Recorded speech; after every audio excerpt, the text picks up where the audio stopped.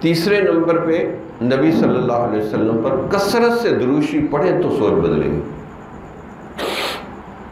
یاد رکھیں نبی صلی اللہ علیہ وسلم کی نبوت قیامت تک چلے گی، جس طرح نبوت قیامت تک چلے گی اسی طرح نبوت کا فیض بھی قیامت تک چلے گا۔ جس طرح صحابہ، علامہ اقبال نے لکھا ہے کہ جس طرح صحابہ حضور سے فائدہ اٹھا سکتے تھے ہم بھی اسی طرح حضور سے فائدہ اٹھا سکتے ہیں، شرط یہ ہے کہ ہماری لائن حضور کے ساتھ فٹ ہو جائے۔ اب لائن فٹ ہوگی کثرت درود شریف سے، کثرت درود شریف پڑھیں گے تو حضور کے ساتھ ایک والہانہ عاشقانہ جنونی محبت پیدا ہو جائے گی۔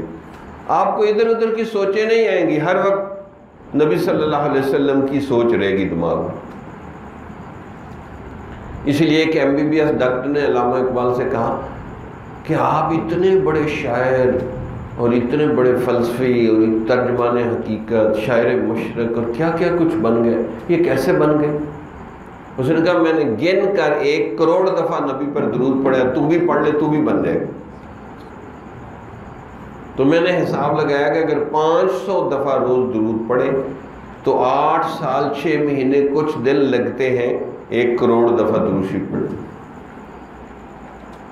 اسی کو انہوں نے شعر میں کہا، کافر ہندی ہوں میں دیکھ میرا ذوق و شوق، دل میں صلاۃ و درود لب پہ صلاۃ و درود، کہ میں دن رات درود شریف پڑھتا رہتا ہوں، زبان تھک جاتی ہے تو دل سے پڑھتا رہتا ہوں۔ اب ہمارا نبی کے ساتھ وہ عاشقانہ والہانہ جنونی تعلق ہے کوئی نہیں۔